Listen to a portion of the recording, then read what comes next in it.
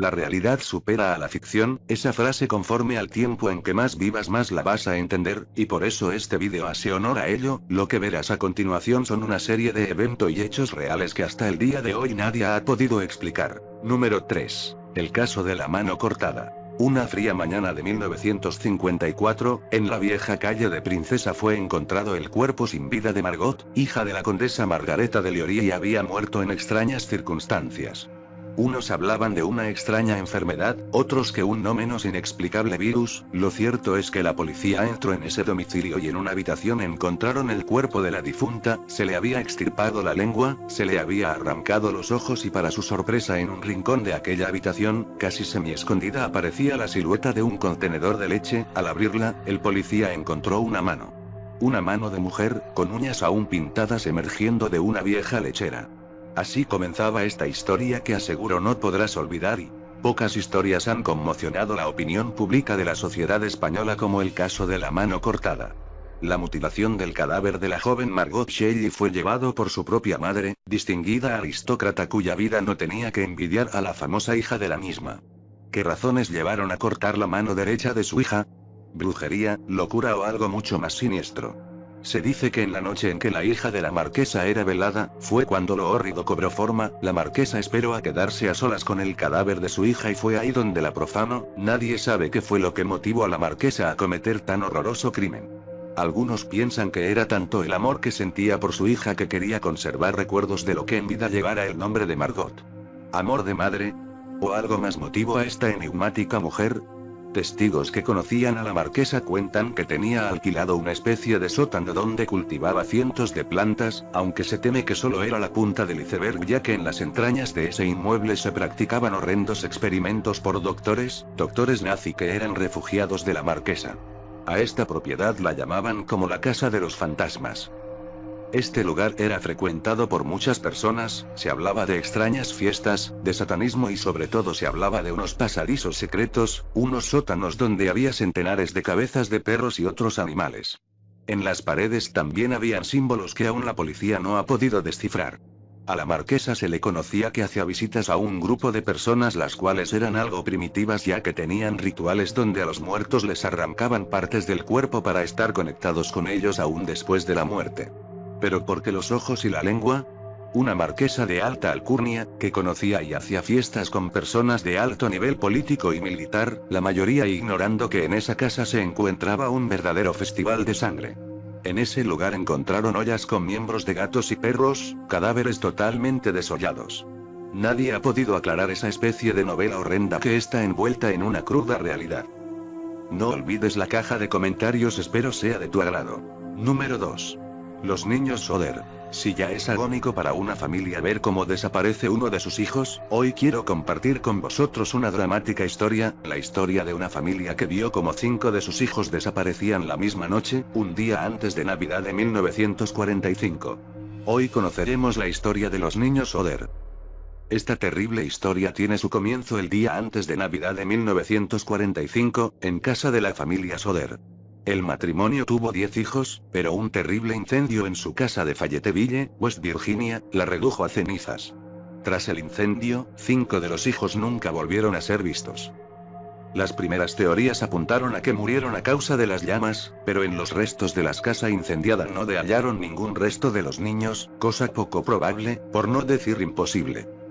Los resultados de las investigaciones apuntaron a que la causa del terrible incendio fue provocada, ya que los resultados dieron datos muy extraños, como que la línea telefónica había sido cortada previamente y que la única escalera que la familia tenía en su casa se encontró en un terraplén a más de 75 metros de distancia.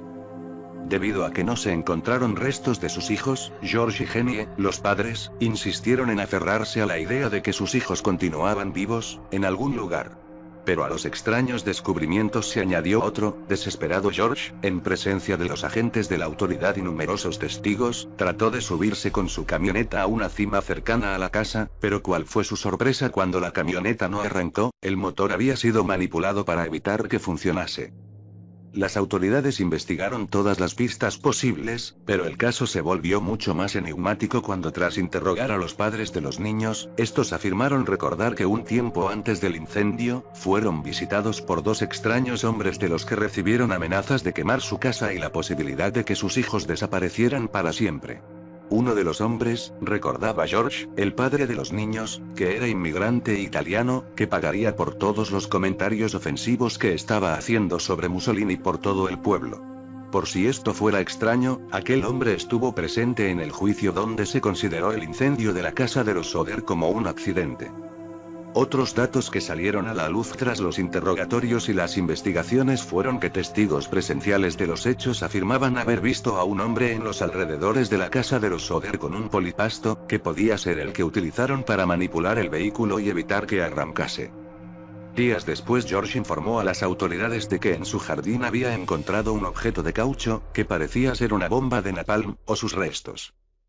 Pero por si todo esto fuera poco, una cámara de seguridad de un comedor de carretera, así como una testigo del Hotel Charleston, afirmaron que vieron a 4 de los 5 niños desaparecidos en compañía de un grupo de hombres y mujeres con apariencia italiana que no les dejaban hablar con nadie.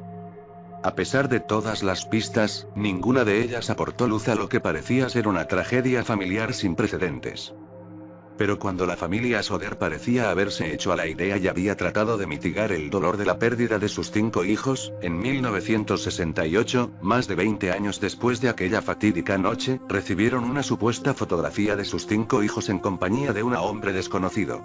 En la parte posterior de la fotografía aparecía el siguiente texto: Louis Soder, te amo hermano, Frankie. Chiquillo a 90.132, o 90.315.